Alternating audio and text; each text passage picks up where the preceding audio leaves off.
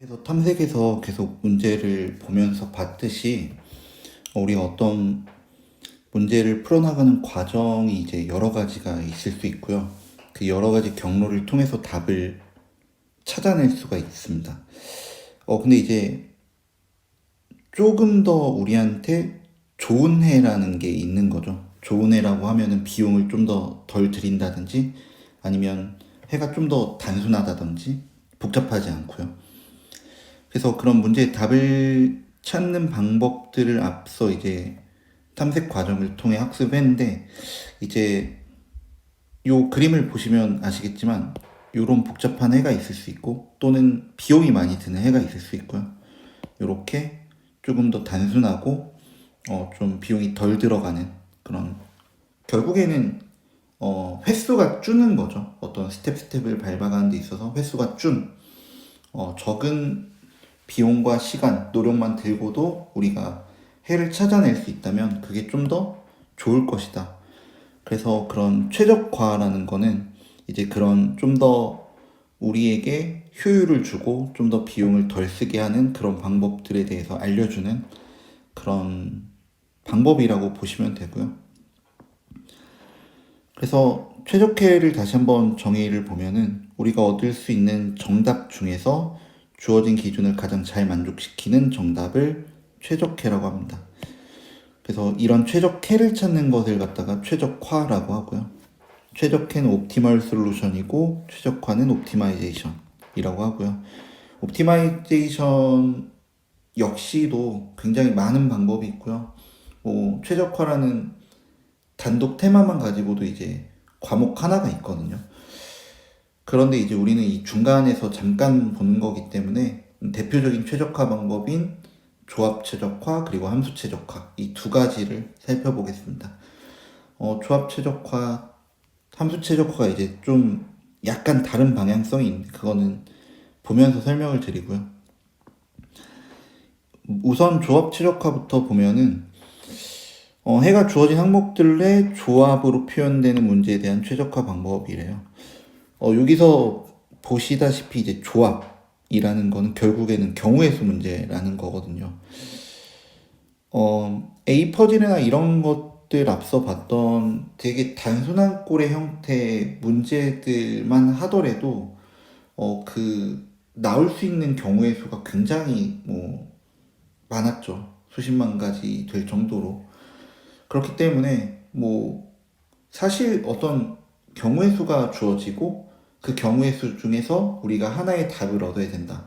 그럼 그 경우의 수를 갖다가 모두 체크하지 않는 이상 우리가 베스트 솔루션을 알기는 꽤나 어려운 거거든요. 그래서 이제 조합 최적화는 어떤 문제냐면 조합 최적화 자체는 완벽하게 베스트 솔루션을 찾자는 문제는 아니에요.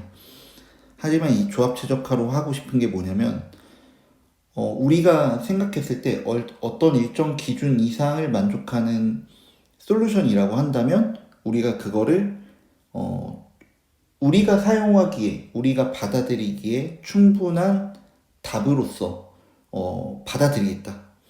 그러니까 최적의 해는 아니지만 준최적해 정도의 느낌으로 뭔가 답을 찾아보자라는 거예요.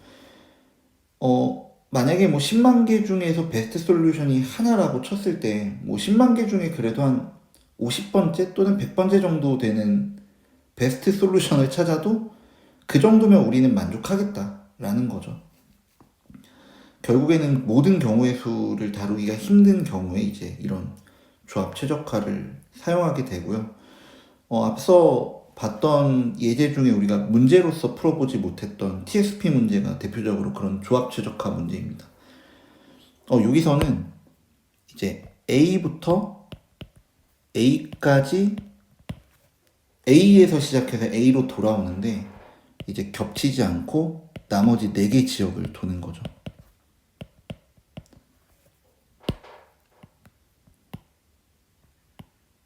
나머지 4개 지역. 이런 식으로 해서 물론 이제 이게 B, C, D, E 이렇게 A로 돌아올 수도 있고요. 아니면 뭐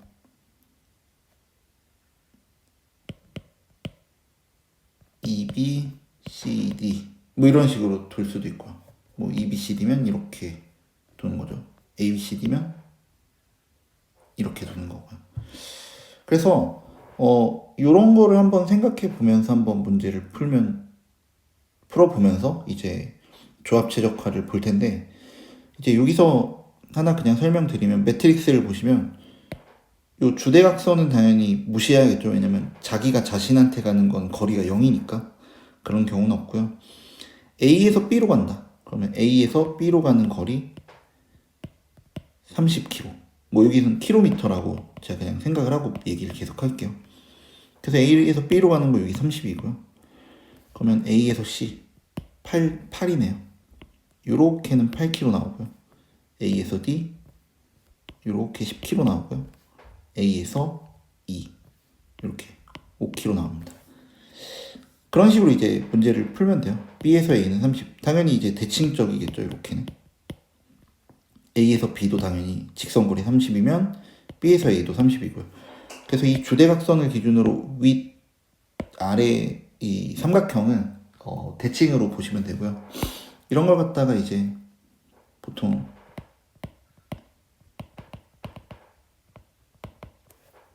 행렬에서는 요 위쪽 있잖아요. 어퍼 트라이앵글 여기를 당연히 로어 트라이앵글 이라고 부르는 거는 그냥 참고해서 보시면 좋을 것 같고요. 이제 거리가는 이렇게 표현이 된다라고 생각했을 때 그럼 어떻게 우리가 문제를 푸느냐예요. 대표적인 조합 최적화 알고리즘이 유전 알고리즘이 있는데요. 지네틱 알고리즘이라고 해서 유전이라고 하면은 당연히 이제 그 진화론적인 그런 유전자를 갖다가 이제 다룬다고 보시면 되고요. 자연세계의 진화 과정에 이제 기초한 계산 알고리즘이래요. 그래서 우리가 이제 번식을 하면서 이제 유전자의 이동이 일어나잖아요. 그쵸? 어떤 뭐 인간으로 치면 남녀가 만나서 아이를 낳고 아니면 동물로 치면 수컷 암컷이 교배를 해서 이제 뭐 강아지끼리 교배를 하면 강아지가 나오고 뭐 고양이끼리 그러면 고양이가 나오고 그렇게 됐을 때 유전자가 이제 후손들에게 전달이 된다는 거죠. 그래서 이제 세대가 지나면 지날수록 뭔가 이제 진화가 일어난다는 게 이제 자연세계의 진화 과정이라는 건데 이제 존 홀랜드라는 분이 1975년에 이 방법을 개발했다고 합니다. 그래서 생물의 진화를 모방한 진화 연산의 대표적인 기법이고요. 그래서 우리는 이제 저희도 부모님으로부터 태어났을 때 부모님으로부터 굉장히 닮은 모습이 많잖아요. 그쵸? 그건 당연히 부모님의 유전자를 물려받았기 때문에 굉장히 비슷한 모습을 갖고 있어요. 또 모습뿐만이 아니라 뭐 성격 같은 것도 굉장히 닮은 게 있죠.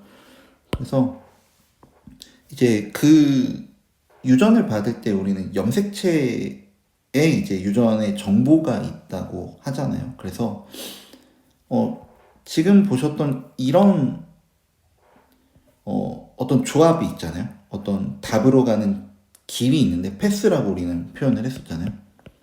이 패스를 갖다가 그 유전자 조합처럼 생각하는 거예요. 예를 들면 뭐 이런 식으로 조합을 해서 당연히 뭐 A는 생략이 돼 있는 거고요. 이제 A부터 와서 A로 가는 건 이제 정해진 거니까 나머지 가운데가 바뀌게 될 텐데 뭐 이게 뭐 E, C, D, B 뭐 이런 식으로 갈 수도 있는 거고 아까 처음에 했던 것처럼 B, C, D 순서대로 갈 수도 있고요. 그래서 이런 유전자들이 있는 거예요. 그러면 여기서 우리가 생각해 볼 게 뭐냐면 이렇게 거쳤을 때 거리가 어떻게 되느냐거든요. 한번 계산을 해볼까요? A에서 B가 이제 30이고요. 네, 30 있죠. B에서 C가 있으니까 B에서 C 여기 33이고요. B에서 E도 한번 볼까요? 요 EB가 있으니까 E에서 B 25 그리고 C에서 D도 보고요. 여기 3. 그리고 D에서 2. 여기 7이고 E에서 A도 보면 여기 5고요. 2B, C, D, A니까 D에서 A도 보면 여기 10이네요. 그래서 B, C, D, E, 그러니까 A에서 A로 돌아올 때 그러면 A, B, C, D, E니까 순서대로 보면 30 더하기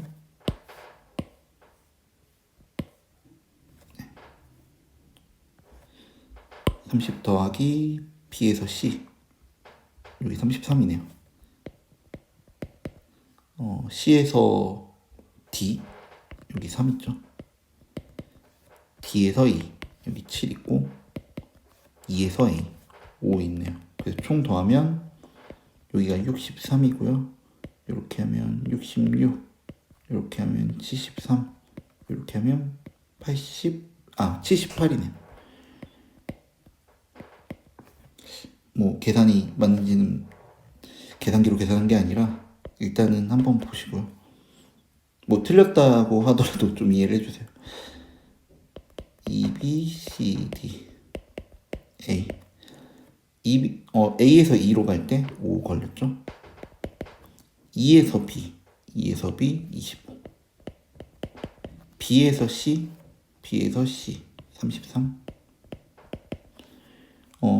C에서 D 3. D에서 A 10. 그렇게 되면 여기가 30이죠. 30, 40. 이제 40에 여기가 36이죠. 그러면 76이 되겠네요. 여기 보시면 아시다시피 모든 거리를 다 더해보면 각각의 상황에서요. 이제 이렇게 거리 차이가 나타나는 걸 알 수 있고요. 그랬을 때 우리는 이렇게 볼 수 있죠. 어떤 게 더 좋은 해인가요? 당연히 이제 짧은 거리가 비용이 더 덜 들고 이제 빠르게 움직일 수 있으니까 좀 더 효율적이라고 볼 수 있잖아요. 물론 뭐 이제 그런 의견을 주실 수도 있죠. 뭐 좀 더 풍경을 보고 좀 더 여유롭게 간다. 뭐 그런 것도 있긴 한데 저희는 여기서는 이제 단순하게 짧은 거리, 비용이 좀 더 덜 들게 되는 거리, 기름값이 덜 드는 그런 걸 갖다 최적화로 하면 얘가 좀 더 얘보다는 괜찮은 해인 거죠. 그러니까 조합이 달라짐에 따라서 결과가 달라지니까 얘가 이 조합보다는 조금 더 괜찮다라고 볼 수 있는 거죠. 이런 식으로 그 조합들, 이제 답을 찾아가는 그 길의 조합을 가지고 유전자처럼 생각을 한다는 거예요. 그래서 이런 유전 알고리즘을 쓸 때 이제 나중에 다시 한번 보겠지만, 다시 유전 알고리즘의 이제 생물학적 이야기를 좀 더 해보면, 결국에는 염색체 안에는 유전자 속에 객체의 정보가 들어있고요. 요 위에 이 것들이 객체의 정보가 되겠죠. 유전자 배열 조합이니까. 그리고 이제 생존 환경에 잘 적응하는 객체일수록 자손이 증식될 가능성이 높다. 그러니까 좀 더 좋다고 판단되는 것들이 더 살아남아야 되죠. 우리가 결국에 이 두 개의 답을 얻었을 때 뭘 가지고 뭘 버리겠어요? 하나만 꼽으자 그러면. 얘를 갖고 얘를 버리겠죠. 왜냐면 얘가 더 나은 결과니까. 그래서 뭐 적자 생존, 이제 그 환경이 적자죠. 핏한 이제 유전자를 갖고 있는 그런 염색체를 가진 개체가 살아남을 거고, 또는 이제 뭐 자연선택설이란 것도 있는데, 뭐 저희는 뭐 적자 생존의 영역에서 좀 더 얘기를 하는 것 같아요. 저도 이제 생물학은 잘 모르기 때문에 뭐 일단 얕은 지식을 갖고 있긴 하지만, 그래도 요 주어진 상황에 맞는 답을 찾아가는 거잖아요, 우리가 결국에. 그 당연히 이제 유전자끼리는 집단의 형태로 또 세대가 변하면서 지나게 돼요. 물론 과거에 뭐 어느 이상하다고 하면 좀 그렇고, 그냥 이제 지금이랑 다른 시대에는 뭐 한 남편의 여러 아내가 있던 뭐 그런 적도 있다고 이제 역사 속에 있는데, 일단은 어떤 집단이 있으면 이 집단에 이제 뭐 남녀가 있는 거죠. 사람으로 치면 남녀가 있으면 이제 1대1로 결혼을 하잖아요. 결혼하고 이제 자식을 낳고 이제 번성을 하는데, 그러면 이제 남녀가 이렇게 계속 매칭이 되는 거죠. 이제 매칭이 돼서 이제 그 집단에서 두 명씩 짝을 이뤄서 이제 자손을 낳고요. 그럼 그 자손의 그 아버지, 어머니 세대가 있으면 부모님 세대죠. 부모 세대가 있으면 이 부모 세대가 자식 세대를 낳고요. 그럼 이 자식 세대는 자식 세대끼리 또 만나서 후손을 낳을 거고요. 그렇기 때문에 집단 형태로 유전자가 이제 전파되고요. 그리고 그 다음 세대가 또다시 그 세대끼리 만나서 다음 세대를 만들게 되고요. 그래서 이제 집단 형태로 이제 또한 세대가 변하면서 그 유전자가 조합이 되어가는 과정 안에서 이제 진화가 일어나고요. 그 부모 개체들의 유전자를 상속받는 자녀 세대는 그 한 개체가 이제 나타날 때 양쪽 부모가 있는 거잖아요. 아버지와 어머니가 있으니까 아버지의 유전자도 받고 어머니의 유전자도 받기 때문에 그 칸이 모두 다 아버지 유전자로만 채워지는 것도 아니고 어머니의 유전자로만 채워지는 것도 아니에요. 그렇기 때문에 당연히 그 상속 과정에서 교차가 일어납니다. 그 유전자의 아버지 유전자의 일부를 받고 어머니 유전자의 일부를 받아서 합쳐지는 형태죠. 예를 들면 아버지 유전자가 이렇게 있고 어머니 유전자가 이렇게 있을 때,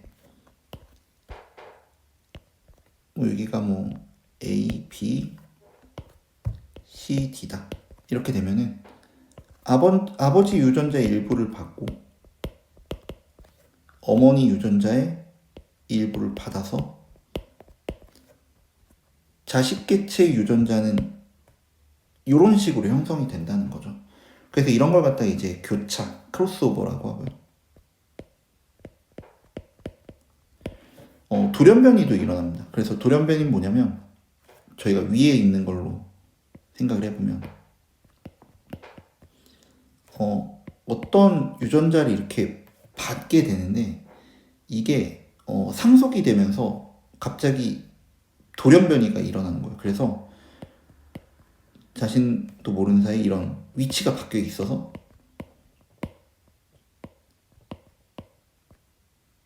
뭐 이런 식으로 전달이 된다거나 뭐 그런 식으로, 이걸 갖다 이 뮤테이션이라고 하는데, 그래서 돌연변이가 일어날 수도 있고, 그래서 그런 방식으로 자식 개체들은 부모로부터 유전자를 넘겨받습니다. 그러면 이런 걸 갖다가 우리가 어떻게 알고리즘적으로 적용을 하느냐인데요. 저희가 이제 A부터 A까지 오는, 그래서 4칸이 있었죠. 그럼 여기에는 이제 4가지가 들어갈 수 있고요. 순서대로 4가지를 들어갈 수 있는 거죠. 그리고 들어갈 거는 지금 문제에서는 4개밖에 없으니까 이 안에 있는 조합은 4팩토리얼 개의 조합이 있습니다. 그래서 4, 3, 2, 1 총 24개의 조합이 있는데요. 물론 시간이 있다면은 이런 식으로 해보는 거죠. B, C, D, E, B, C, E, D, B, C, C는 됐으니까 B, D, C, E, B, D, E, C, B, E, C, D, B, D, C, 그리고 C, B, D, E, D, C, D, B, C, D, E, B, 그리고 또 뭐가 있죠? C, 네, E,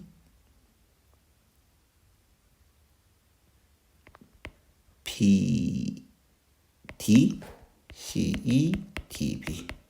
하나, 둘, 셋, 넷, 다요. 하나, 둘, 셋, 넷, 다 6개. 그러니까 각 처음 이걸 두면은 6개씩 생기거든요. 그러면 여기 D로 했을 때도 6개 생기고요. E로 했을 때도 6개가 생깁니다. 그럼 총 24가지죠. 그럼 이거에 대해서 각각 A부터 해서 A로 돌아갈 때까지 길이 다 계산할 수 있죠. 다 체크해서 얘도 6개, 얘도 6개 체크를 하면은 이게 총 24가지의 정답을 우리는 알 수는 있어요, 사실. 근데 이제 지금은 물론 이제 가능한 거죠. 왜냐면 토익 젬플이잖아요. 간단한 문제이기 때문에 이게 가능은 하지만 우리가 이 컨셉을 잡는 거는 이 목표가 아니잖아요. 물론 최적해를 알 수도 있지만 우리가 하고 싶은 건 뭐냐면 이것보다 더 많은 복잡한 수십만 가지, 수백만 가지의 경우의 수가 발생할 때는 그걸 다 일일이 다 체크할 수가 없다. 이렇게도 주장할 수 있죠. 이제는 컴퓨터가 더 발달했으니까 그걸 다 체크할 수 있지 않냐? 물론 있죠. 물론 있는데, 이제 잘 생각해 보시면 이게 언제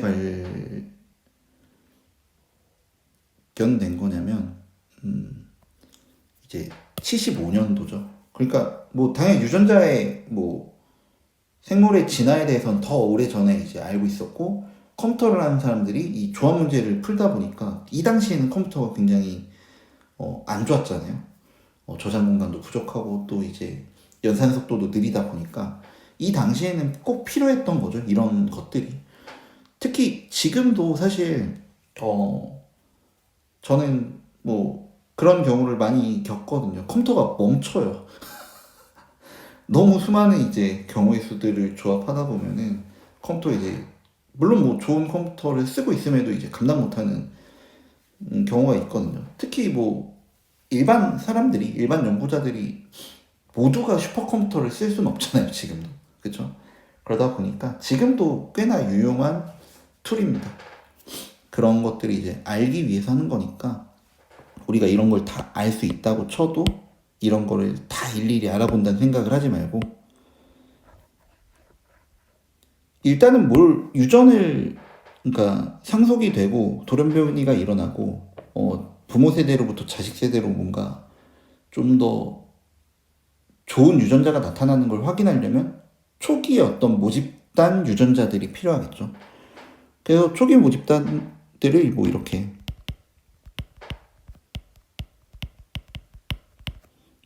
뭐 이런 식으로 만들어 보는 거죠.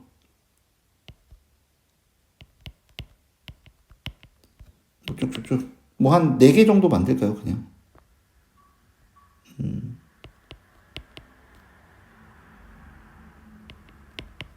뭐 이런 식으로 있다고 치죠. 초기 모집단입니다.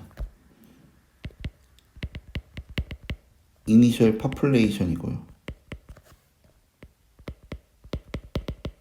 이렇게 있을 거고요. 그러면 요 초기 모집단이 생성됐을 때 적합도 함수라는 걸 이제 볼 거예요. 적합도 함수가 뭐냐면 아까 우리가 위에서 설명드렸던 것 중에 요거 설명드리면서 말씀드렸던 것 같은데 우리가 모든 경우의 수를 다 찾아낼 수 없다고 한다면 그 중에 있는 베스트 솔루션을 딱 집었다고 말하기는 힘들 거예요. 모든 걸 확인하지 않는 이상. 그런 경우에 이제 우리는 뭘 볼 수 있냐면 적어도 이 수준 이상의 수치가 나온다면 그래도 우리가 어느 정도 받아들일 수가 있다라는 거죠. 이해되시나요? 그죠? 그래서 여기 보면은 뭐 한 78, 76, 뭐 이런 정도가 나오네요. 그러면 예를 들면 그런 거죠. 잘 보시면 여기 갔던 루트가 A, B 이런 식으로 한번 루트가 갔고요.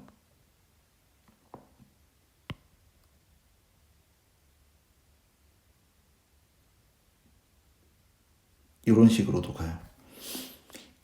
결국에 우리가 알기로는 뭐냐면 조금 더 이 겉으로 도는 것보다 그죠? 요 내부로 도는 게 좀 더 가깝겠죠? 왜냐면 이 거리가 짧아지니까 그쵸?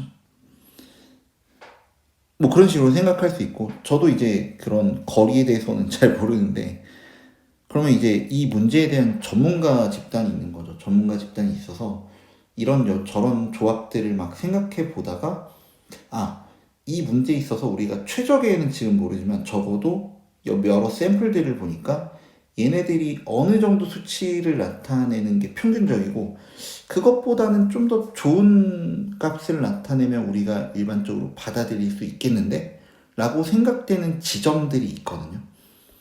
그게 이제 적합한 우리가 이제 답으로 생각하기 적합한 기준을 만족했다라고 이제 생각할 수 있는 수치가 여기서 나와야 되고 그거를 만족했을 때 그 적합도 함수의 기준에 만족했을 때 우리는 그냥 끝낼 수가 있는 거예요. 종료를 시킬 수가 있는 거예요.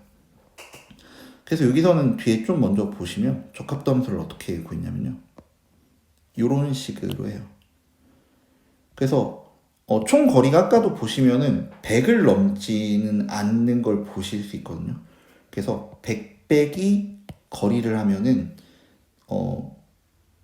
그러니까 원래 거리의 합이니까 거리의 합은 작을수록 좋잖아요. 그럼 100 빼기 거리의 합은 높을수록 좋은 게 돼요. 근데 결국에는 뭐냐면 이걸 하는 이유가 뭐냐면 물론 이제 거리의 합으로 문제를 풀 수도 있겠죠. 여기서 샵은 합을 나타내고요. 그냥 거리 합이라고 보시면 돼요. 이런. 그런데 이제 최적이라는 걸 봤을 때 값이 좀 올라가면 좋은 것처럼 느낌이 있잖아요. 그러면 이제 이런 식으로 보시면 그러니까 100에서 거리를 빼주면 최종적으로 거리가 작으면 단축되면 단축될수록 100 빼기 거리의 합이 커질 거 아니에요. 남는 게 100만큼에서 더 많이 남으니까. 그래서 더 괜찮은 거다. 뭐 이런 식으로 판단을 할 수 있고요. 그래서 우리는 이제 나중에는 이런 적합도 함수를 놓고 적합도의 기준값을 뭐 25 정도로 설정을 해서 문제를 풀려고 합니다. 뭐 여기도 보면은 뭐 그냥 대충 해도 뭐 78, 76 정도 나왔으니까 여기가 24, 22 정도 나오는 거죠. 적합도로 보면은 100에서 빼주니까. 그럼 한 25 정도 넘으면은 꽤나 괜찮은 답이지 않을까? 답일 수 있겠다. 뭐 이렇게 되는 거고요. 제가 뭐 이렇게 그냥 막 긋긴 했지만 그래도 어느 정도 좀 적합해 보이는 루트를 그냥 따른 거거든요. 그래서 이런 걸 한번 나중에 한번 같이 보고요. 그래서 어떤 적합도 함수를 통해서 이 객체들의 수치를 계산해내고요. 그 수치 중에 적합도를 만족하는 수치의 유전자가 있다면 바로 종료를 해버립니다. 왜냐면 이니셜 파퓰레이션은 사실은 랜덤하게 뽑거든요. 그럼 이렇게 랜덤하게 뽑았을 때는 결국에는 어떤 거냐면 얘가 우연치 않게 답이 돼버릴 수도 있는 거거든요. 그렇죠? 그러면 더 이상의 힘은 쓰지 않는다는 거예요. 근데 이제 경우의 수가 더 많아지면 많아질수록 초기의 적합도를 만족하는 케이스는 나오기가 힘들다라는 걸 이해해 주시면 되고요. 그래서 적합도 평가를 통해서 이제 종료 조건이면 바로 이제 초기 모집단에서도 끝낼 수 있고 그렇지 않을 가능성이 높기 때문에 아니면 이제 넘어가게 됩니다. 그래서 부모 개체를 선택하는 거죠. 부모 개체를 선택하는 거는 뭐 여기서 이제 아버지 어머니를 뽑는다고 생각하시면 되고요. 예를 들어 요 두 개를 뽑는다고 생각을 해보면요.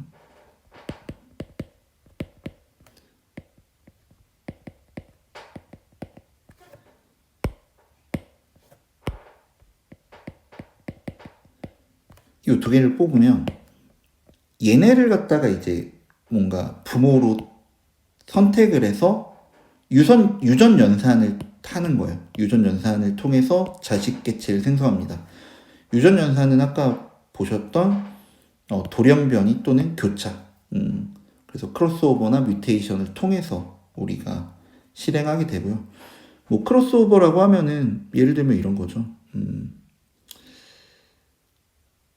여기는 조금 순서대로 돼 있지 않은데 여기서 만약 2B가 선택이 됐다. 그리고 여기서 제가 좀 순서가 되는 걸로 간단하게 가져올게요.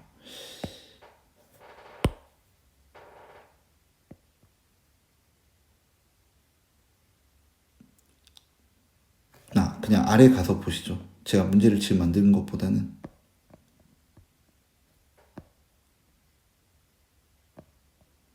예를 들어 여기 BCED라는 게 있고요. DCB라는 게 있어요. 그래서 여기선 BC를 가지고 여기선 D를 가집니다. 그러면 이 빨간색 연결되어 온 거 보면은 BC와 D가 이제 조합이 되는. 그러니까 여기는 ED로 돼 있었잖아요. 근데 이제 D로 뭔가 바뀌게 되는 그런 결인 거죠. 그래서 두 개의 유전자의 각각 부분을 떼가지고 붙인다요. 간단한 개념이고요. 크로스오버. 그리고 만약에 뭐 뮤테이션을 한다. 그러면 아까 말씀드린 것처럼 여기서 만약에 BC 그냥 선택된 데를 하죠. 여기서 그냥 교차로 그냥 돌연변이가 일어나서 이런 식으로 개체를 만들 수도 있다. 그렇게 되는 거고요. 그러면 이런 방식으로 여러 가지 샘플 이니셜 파퓰레이션, 초기에 이제 생성된 모집단들을 통해서 새로운 자식 개체의 모집단이 구성이 될 거예요.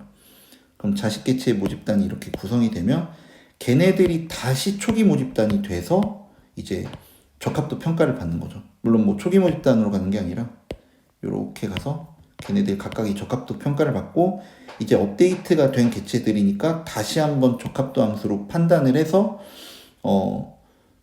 종료 조건에 맞는다. 뭐 아까 위에서 봤던 걸로는 값이 25를 넘는다. 그러면 이제 최적 개체로 판단을 하고 종료를 해버리는 거죠. 그거를 이제 우리의 최적회로 받아들이겠다라고 하는 거고요. 그걸 이제 반복하게 됩니다. 이 적합도에 만족하는 개체가 나올 때까지. 그래서 그냥 간단하게 이제 개념도로 보면요. 이제 초기 모집단 생성은 초기 상태에는 어떤 염색체도 존재하지 않기 때문에 자식 개체들을 생성할 수 없고, 그래서 초기 모집단이 될 염색체들을 임의로 이제 생성을 합니다. 그냥 단순히 임의 값으로 염색체를 생성을 하고요. 랜덤하게 뽑는다고요. 뭐 이런 식으로 표현이 되는 거죠. 뭐 유전자는 0101 이런 거 우리 코딩이니까. 그래서 0101 이렇게 배치되어 있고 그 가운데 뭐 여러 가지 초기 모집단이 생성이 됐으면 각각에 대해서 적합도를 평가하는 거예요. 뭐 염색체 정보를 활용해서 적합도를 계산하죠. 여기서는 뭐 이제 개념도기 때문에 그냥 이런 식으로 임의로 이제 값이 결정됐다고 본 거고요. 그리고 계산된 적합도가 만족할 만한 수준이라고 판단되면 알고리즘을 멈추는데 이제 그런 경우는 이제 없죠. 거의 없죠. 너무 많은 경우의 수가 있다 보니까 가능은 합니다. 가능은 하지만 없다고 보시면 되고요. 적합도의 계산은 해결하고자 하는 문제에 따라 매우 다른 형태로 나타나겠죠. 당연히 만족할 만한 수준 역시 문제에 따라 기준이 달라질 수 있습니다. 만족할 만한 수준을 정하는 거는 결국에는 그 데이터가 나온 분야의 전문가의 지식이나 의견들이 굉장히 중요해요. 그래서 항상 말씀드리는 거지만 데이터를 갖다 우리가 뭔가를 하더라도 결국에는 도메인 지식은 굉장히 중요하다라고 계속해서 말씀을 드리고요. 그래서 이제 괜찮은 개체들을 보는 거죠. 여기 보시면 얘랑 얘가 꽤나 괜찮아 보이지 않나요? 뭐 적어도 요 정도까지는. 그래서 적합도가 높은 부모가 더 선택이 되게끔 해야죠. 부모 개체 선택할 때. 왜냐면 우리는 좀 더 나은 방향으로 할 거니까요. 하지만 뭐 그렇다고 해서 이제 이런 개체들이 선택이 안 되는 건 아니고 어떤 식이냐면 적합도가 좋으면 좋을수록 우리가 원하는 방향으로 좋으면 좋을수록 좀 더 선택될 가능성이 높게끔 뽑는 방식들이 있어요. 뭐 그것까지 말씀드리긴 힘들지만 아무튼 이제 그렇게 해서 두 가지가 뽑혔다고 치면요. 뭐 이런 식으로 뽑힐 수 있는 거죠. 그래서 예를 들면 뭐 크로스오버를 한다. 자식 개체를 이제 생성해야죠. 부모 개체 이렇게 선택이 됐으면 뭐 이렇게 한 번만 뽑는 건 아니고 뭐 한 번 뽑아서 이제 돌연변이나 뮤테이션이나 크로스오버 하고 또 요렇게도 뽑히면 뭐 그걸 갖다가 하고 요렇게도 또 뽑히면 뭐 요걸 갖다 조합도 해보고 여러 가지 자식들을 생성해내는데 지금은 하나의 예만 보여드리는 거예요. 그래서 자식 개체를 생성합니다. 그래서 뭐 이 두 개가 선택됐을 때 뭐 앞뒤로 이렇게 크로스오버를 시킬 수도 있고요. 그러니까 요렇게 묶으면 요게 되는 거고요. 그쵸? 그리고 요렇게 묶으면 요렇게 되죠. 그래서 두 개가 나올 수 있는 거죠. 아니면 여기서는 지금 이 위치가 1 또는 0의 값을 가지니까 요 하나의 위치만 돌연변이가 발생된 거예요. 유전자 위치가. 그래서 여기가 0으로 이제 바뀌게 되는 그런 식으로 이제 자식 개체를 생성해도 되고요.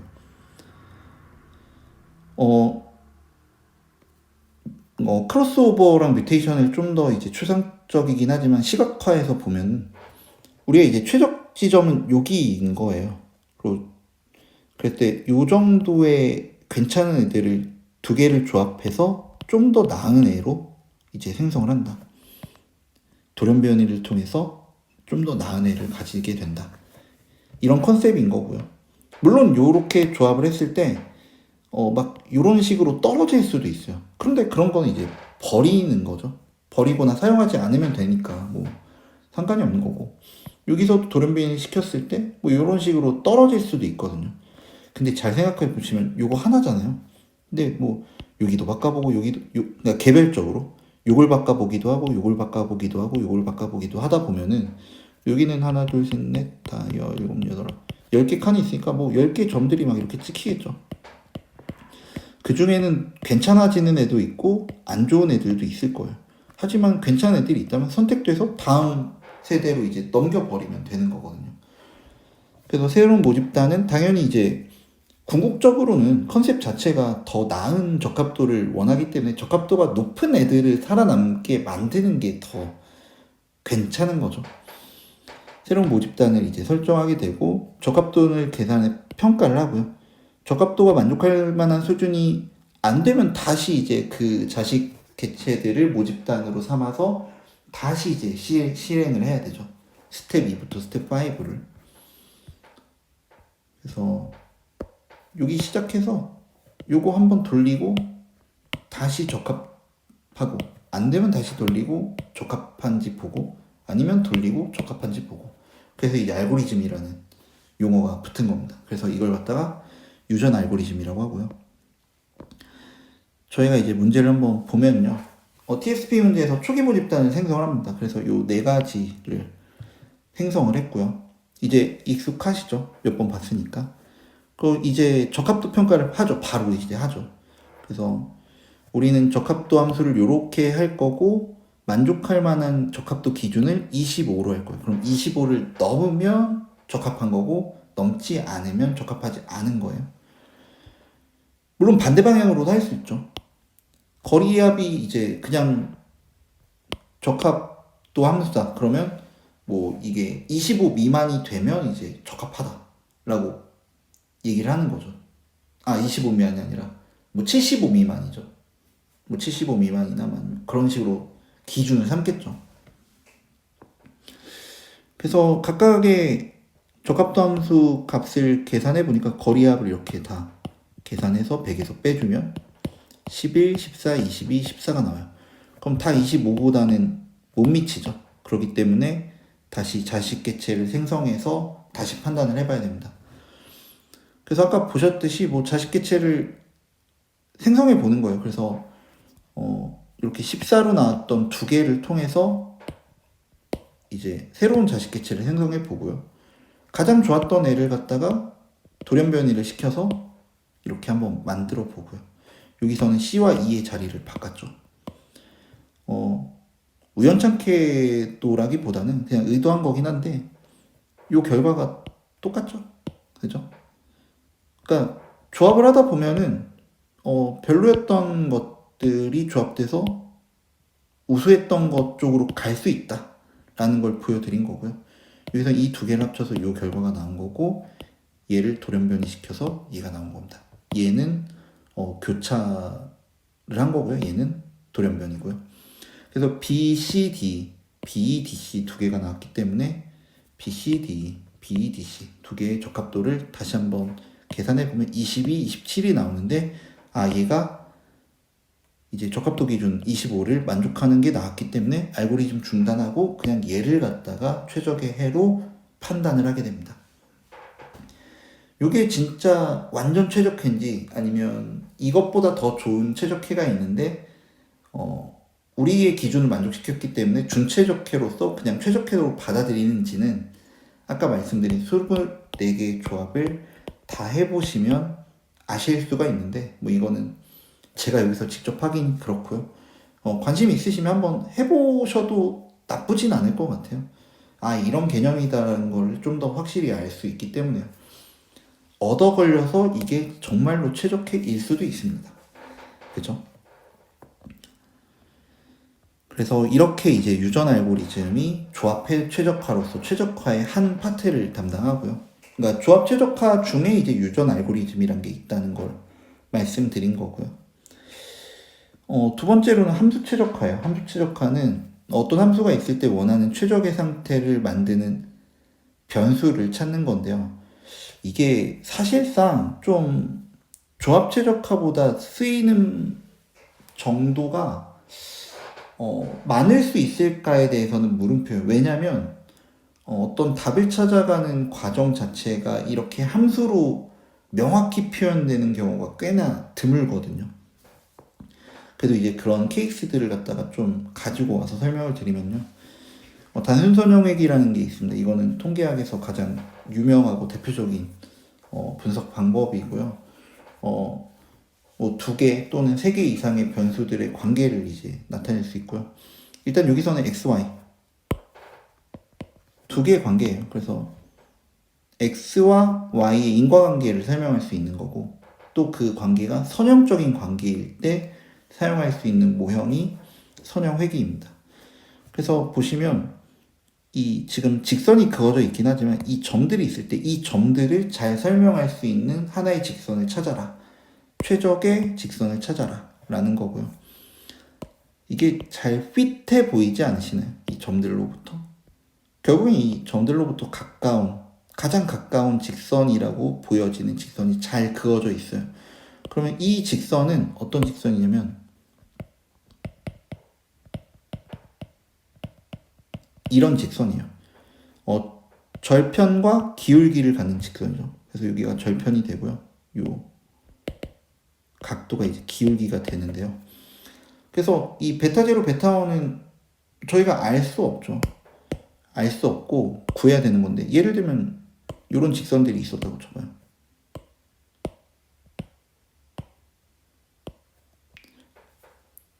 이 파란색이 가장 괜찮아 보이시죠? 여러분들이 보시기에도 이게 굉장히 멀어 보이고요.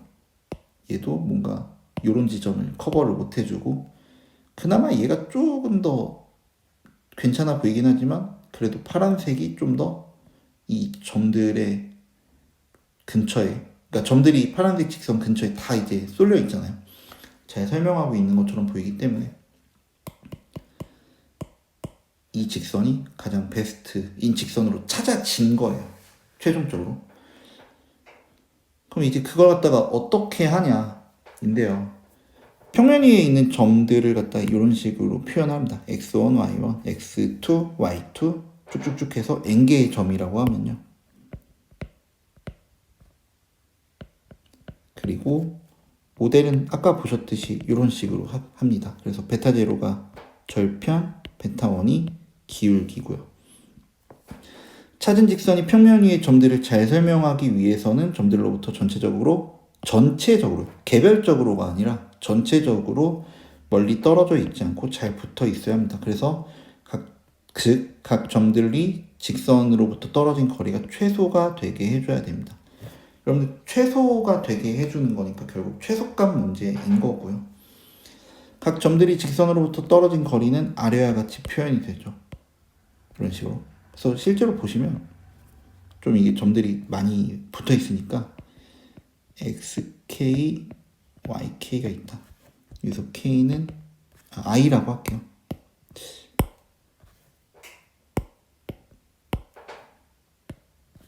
xi, yi. 그러면 i는 1, 2, n개가 있을 거고요. 임의의 i번째 이제 인덱스 점이고요. 그럼 여기가 이제 xi잖아요. 그러면 쭉 올라가면 여기가 이 직선으로 설명하는 예측값인 거예요. 예측값은 이런 식으로 햇을 붙이면 이 햇 예측값이 되는 거. 아마 A-스타 알고리즘에서 저희가 한번 봤었을 걸로 생각이 되는데, 그러면 이 값에 대해서 생각을 해보면 이 식이잖아요. 이 직선식. 그래서 y값이 뭐냐면 베타0 플러스 베타1 xi가 됩니다. 그럼 요만큼 떨어져 있는 거리가 이제 오차 이 i가 되고요. 이 i는 보통 이제 yi 빼기 yi 햇 실제값 빼기 예측값으로 표현합니다. 물론 여기는 위가 되니까 이게 음수가 나오긴 하겠죠. yi 햇이 더 큰 위치에 있으니까. 그럼 얘는 yi 빼기 베타0 플러스 베타1 xi 뭐 이런 식으로 쓸 수가 있는 거고요. 그래서 여기 이런 식으로 표현이 되어 있죠. 그래서 y 실제값과 해당 위치에서 x값을 넣었을 때 y값 예측값이죠. 오차고요. 이 ei를 최소화하게 되는 절편 베타0, 베타1을 찾아야 됩니다. 전체적으로. 그래서 우리가 목적 함수를 어떻게 만드냐면 이제 ei들이 그냥 놔두면은 양수도 나오고 음수도 나오기 때문에 합치면 0이 돼 버리거든요. 그리고 수학적으로도 0이 나와요. 그래서 다 양수로 만들어서 그 오차들이 합치면 얼마나 커지는가. 그래서 그걸 가장 최소로 하게 하는 그런 걸 찾기 위해서 제곱에 대해서 생각을 합니다.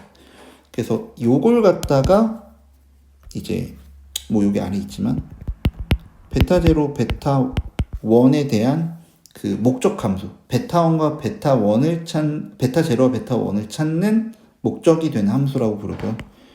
얘는 위에서 식에서 나왔으니까 보시면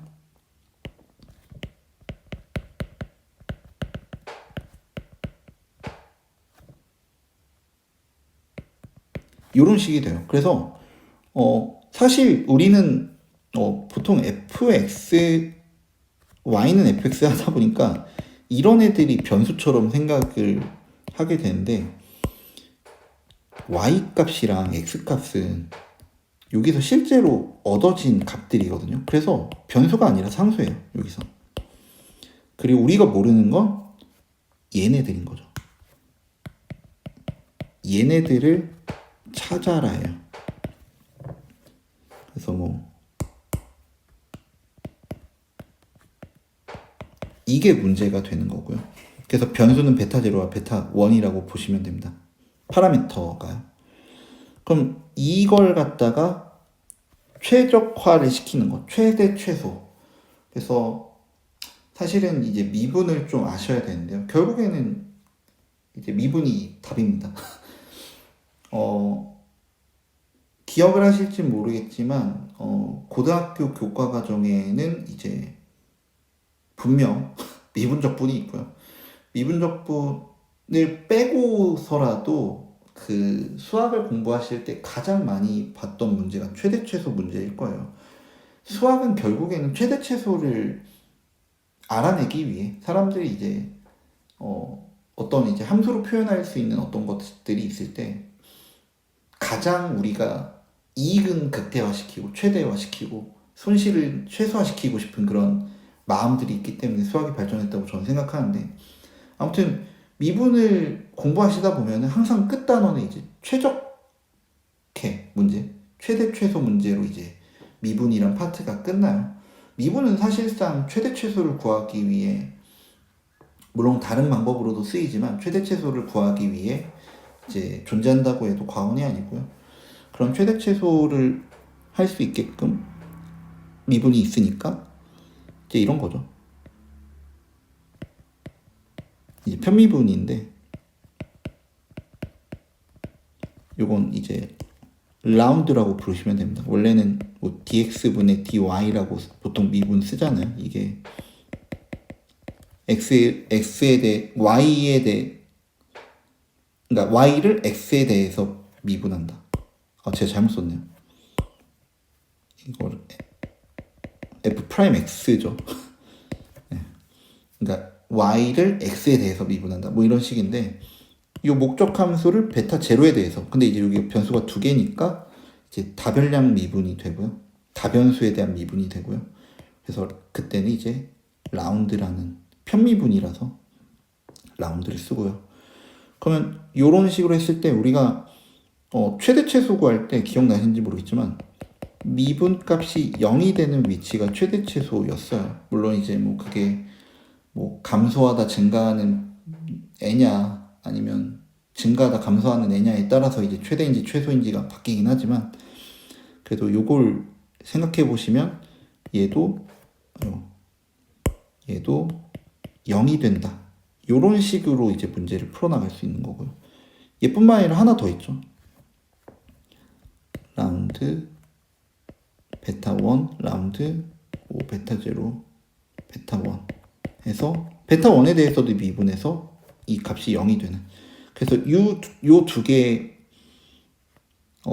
연립이죠. 연립 방정식을 풀게 되면 베타 0 베타 1에 대해서 이제 예측치가 나오게 됩니다.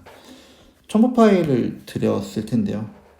이 미분 과정 그러니까 베타 0에 대해서 목적 함수를 미분하면 이런 식으로 1'이 나오고요. 목적 함수에 대해서 베타 1으로 미분한 거를 0이라고 두면 여기도 0이라고 놨었죠. 요 2'이 나오고요. 그러면 일단은 연립이니까 요 두 개의 연립이니까 요건 베타 제로를 없앨 수 있잖아요. 간단하게. 그래서 요 베타 제로 자리에다가 요 값을 넣어줘서 정리를 쭉쭉쭉 해 나가게 되면 이런 식으로 베타 1이 나오고 베타 1이 나오면 사실 여기 베타 제로가 요거였잖아요. 그래서 베타 제로 얘 계산되니까 이 계산된 값을 그냥 여기다가 집어 넣어주면 얘가 핵값으로 예측이 되는 거죠. 이렇게. 그래서 요걸 갖다 이렇게 넣으면 된다.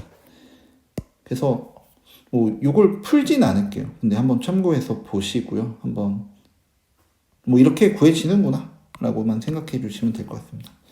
이런 최적화 같은 경우를 이제 최소제곱법이라고 부르는데요. 그래서 이런 건 이제 수학에서 많이 쓰이는 함수 최적화 방법이니까 한번 알아주시고요. 결국엔 미분입니다. 미분에서 최대를 구하면 최대값을 구하면 되고요. 우리는 지금 목적 함수가 에러들의 합이잖아요. 에러들의 합이라는 거는 에러들의 합이 오차들의 합이 최소가 되게 하는 걸 목적으로 하기 때문에 최소값을 찾는 문제가 됐었고요. 근데 요거 같은 경우에는 꽤나 이제 답 자체가 명확하게 나오는 경우인데요. 이걸 갖다 이제 클로즈드 폼이라고 합니다. 명확하게 우리가 계산한 원하는 미지수에 대한 값이 딱 나오는 거고 이거 비슷했던 게 옛날에 근해 공식 있잖아요. 뭐 x는 그러니까 이거죠. ax 제곱 플러스 bx 플러스 c는 0. 얘가 0이 아닐 때만 얘가 2차 방정식이죠. 이 2차 방정식의 해는 x는 마이너스 2a분의 맞죠? 2a분의 마이너스 b 플러스 마이너스 루트 b제곱 마이너스 4ac 뭐 이런 식으로 됐던 걸 기억하실 거예요. 그래서 이것도 사실 완전 제곱식으로 정리해서 x에 대해서 정리하다 완전 제곱식을 만들어서 x에 대해 정리를 하다 보면 이런 식으로 나오는 거인데요. 지금 갑자기 저게 맞나 싶네요. 근의 공식은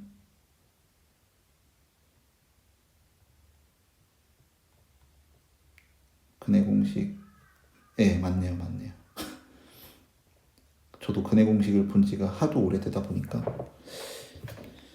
아무튼 클로즈 폼이 나오면 좋은데 그게 안 나오는 경우에는 이제 어떻게 해야 되느냐? 결국에는 요 x의 위치가 딱 이제 잘 안 보이는 거거든요. 그럼 어떻게 하냐면 이렇게 하는 겁니다. x 값을 임의의 위치를 찍어요. 찍고 어떻게 하냐면 이제 최소값을 찾는다고 생각하면요. 요게 y는 fx, 여기는 그냥 여기를 x라고 표현하고 여기 5라고 되어 있으니까 5x라는 함수가 있는 거예요. 목적 함수인 거죠. 그러면 우리가 이미 x 값을 여기가 x1이다. 그러면 5'x1을 구하는 거예요. 그러면 미분값이라는 거는 기울기를 말하거든요. 그럼 기울기가 여긴 어때요? 음수죠. 음수인 경우에는 최소값이 되기 위해서는 어느 방향으로 가야 되죠? 우측으로 가야 되죠. 그죠? 그래서 x2라는 업데이트된 x 값을 가질 때는 x1 플러스 알파를 해줘야 됩니다. 여기서 이제 알파는 양수겠죠. 그러니까 오른쪽으로 좀 이동을 시켜라 해요. 그럼 다시 또 여기 어떤 x2의 값이 왔어요. 그러면 여기서의 기울기 구하고 당연히 여기서 5'x2 역시도 음수니까 x3가 있다면 얘는 x2에다가 당연히 어떤 값을 더해줘서 우측으로 이동시켜야겠죠. 근데 하다가 잘못해서 만약에 x3 값이 여기로 왔다고 치죠. 그러면 얘 기울기를 이렇게 구해보니까 이번에는 5'x3는 양수죠. 그죠? 양수라는 거는 내가 지금 증가하는 방향이 있다는 거잖아요. 그러면 감소하는 위치는 왼쪽이 되겠죠. 그래서 왼쪽으로 끌어당겨줘야 되고, 그래서 x4는 x3에다가 마이너스 알파를 해줘야 되는 거죠. 그러니까 내 기울기의 부호의 반대 방향으로 어떤 거를 더해줘야 됩니다. 기울기를 갖다 그레디언트라고 보통 표현을 하고요. 그래서 기울기의 반대 방향으로 값을 이동시키면서 최적화시키는 게 경사각방법이고요. 그래서 사실 먼저 보면은 우리가 초기 값을 그냥 베타0 베타1을 넣어요. 그 다음에 뭐 어떻게 하냐면 베타0 베타1의 값이 있으면 베타0는 베타0로 미분한 거의 반대 방향. 그러니까 얘 값이 만약에 양수라면은 지금 증가 중이잖아요. 그러니까 알파는 양수라고 말씀드렸죠. 얘는 이제 학습률로 보시면 되는데 얘는 양수고요. 그랬을 때 만약에 이 플러스가 나온다? 그러면 2가 플러스, 2가 플러스니까 베타 값에서 빼지겠죠. 그래서 왼쪽으로 가게 되고요. 만약에 얘가 음수였다면 양수, 음수니까 이 전체는 플러스가 돼서 베타0, 이런 위치에 있다면요. 오른쪽으로 가게 됩니다. 그래서 이런 걸 갖다가 이제 볼 수가 있고요. 뭐 요거에 대해서는 이제 컴퓨터로 돌려야 되는 부분이기 때문에 직접 계산 못 해드리지만 그래도 한번 참고해서 보시면 좋을 것 같고요. 그때 이제 경사각방법이란 게 그렇게 있는 거예요. 그래서 최소 문제를 풀 때 경사각 이렇게 시키는 거죠. 그럼 최대값을 구할 때는 경사각방법을 못 쓰잖아요. 아니죠. 쓸 수 있죠. 왜냐면은 만약에 이런 식의 함수가 있다. 그럼 이게 y는 fx면요. 우리는 y는 마이너스 fx에 대해서 문제를 풀면 되기 때문에 얘는 이렇게 바뀌니까 이해되시죠? 그래서 문제를 이제 마이너스만 곱해주면은 경사각법으로 풀 수 있다. 그리고 뭐 경사각법이라는 게 사실은 우리한테 더 친숙한 느낌일 거예요. 왜냐면 위에서 아래로 중력을 받아서 어떤 구슬이 떨어지게 되는 거잖아요. 그래서 그 모양을 보면은 그게 우리한테는 좀 더 친숙한 모양이지 뭔가 어떤 물체가 중력을 거스르고 위로 올라가는 모습을 보이는 것보다는 이렇게 떨어지는 과정이 좀 더 최적화를 찾는 입장에서는 그냥 감각적으로도 친숙한 방향일 거다라고 생각을 합니다. 예. 물론 이제 언더보르기 같은 뭐 그런 방법으로 이제 볼 탐색 같은 데 있긴 했지만 그래도 지금 이건 함수 최적화의 문제에 있어서는 경사하강으로 이제 보시면 좋을 것 같고요. 경사각법 사용 시에 조금 조심해야 되는 거는 이제 학습률인데, 이제 경사각법을 할 때는 움직이는 정도를 학습률이라고 부르는데, 학습률이 너무 작으면은 너무 많이 이동을 해야 되는, 비용이 많이 든 거죠. 계산을 많이 해야 되니까. 학습률이 너무 높으면 막 왔다 갔다 하다가 이제 발산해 버리는 경우도 있고요. 그렇기 때문에 적당한 학습률을 우리가 찾아줘야 되고요. 학습률을 뭐 0.1, 0.2, 0.3, 0.4, 0.5 쭉쭉쭉쭉 주면서 아마 이제 최적한 이제 학습률을 튜닝 파라미터처럼 이제 고를 수가 있게 됩니다. 그리고 이제 우리는 간단하게 위해서는 하나의 웅덩이만 봤었잖아요. 근데 여러 웅덩이가 이렇게 있을 때, 그럼 얘는 전체에서 최소지만 이런 지역 최소 값으로 빠져버릴 수가 있어요. 왜냐면 여기서는 기울기가 음수니까 이쪽으로 보내고 이쪽으로 보내고, 그럼 여기서 왔다 갔다 하다가 이제 수렴을 해버리는 거죠. 그렇게 되면 안 되기 때문에 어떻게 하냐면 두 가지가 있을 것 같아요. 요거가 있으면 수렴이 됐을 때 한번 시프트를 강하게 씌는 건가, 막 여기서 팍 밀어줘요. 그러면 팍 밀려서 여기로 일단 가거든요. 그랬을 때도 수렴을 했을 때, 이렇게 갔을 때 최소값이 이렇게 있잖아요. 아, 그러면은 이건 지역 최소값이었고, 아, 여기가 전역이었구나. 그 지역은 이제 로컬 미니멈, 얘는 글로벌, 뭐 옵티말이라고 써도 되고요. 뭐 최적이니까. 근데 만약에 여기서 시작해서 왼쪽으로 밀리고 왼쪽으로 밀려서 계속 잘 왔다. 그러면 시프트를 쫙 시켰는데 여기 떨어진다. 그러면 다시 여기로 수렴하겠죠. 그런 걸 반복해보면, 아, 나는 전역 최소값에 와 있구나. 그냥 더 이상 하지 말고 얘가 전역 최소값인 걸 받아들이자. 이렇게 풀어도 되고요. 아니면 점을, 초기값을 여러 개를 두는 거예요. 그러면 얘는 여기 빠지고, 얘는 여기 빠지고, 얘는 여기 빠지고, 얘는 여기 빠지고, 얘는 여기 빠지고, 여기 빠지잖아요. 그러면 최소값들을 비교해봤을 때, 아, 얘가 제일 낮은 위치에 값이 나타났으니까 얘가 최소값이구나 라고 생각을 해줄 수 있는 거죠. 그래서 사실 뭐 두 번째 말씀드린 방법이 좀 더 이제 우리가 컴퓨터가 발달했기 때문에 여러 그 스타팅 포인트를 찍어서 시작해서 이제 경사강법을 적용시키면 이제 이렇게 찾아낼 수가 있습니다.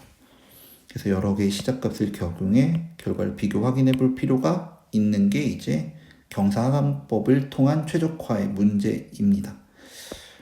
그래서 이렇게 두 가지를 통해서 함수 최적화를 봤고요. 경사강법 굉장히 많이 쓰고요. 왜냐면은 클로즈드 폼이 안 나타난다는 경우가 굉장히 많아요. 그래서 경사강법도 꼭 기억을 해주시면 좋을 것 같고요. 그렇다고 해서 이제 이렇게 목적 함수가 있어서 미분을 통해서 최적점을 이제 찾는 것도 꽤나 자주 쓰니까, 사실 오늘 보여드린 세 가지, 그러니까 조합 최적화까지 해서 유전 알고리즘, 그리고 최소 제곱법, 그리고 경사강법 모두 이제 최적화의 문제로서 잘 사용되는 방법들이니까 다 같이 기억을 해주시면 좋을 것 같고요. 결국에는 우리가 어떤 문제를 풀어나감에 있어서 최적화를 찾아 나가는 거는 이제 우리의 효율을 높여주고 비용을 축소시켜 주기 때문에 중요한 방법이라서 이렇게 사이드 테마긴 하지만 한번 이제 정리를 해보려고 했었고요. 그래서 이걸 통해서 이제 나머지 파트들을 볼 때 좀 더 이해도가 높아지시면 좋을 것 같습니다. 이번 수업은 여기서 마치겠습니다.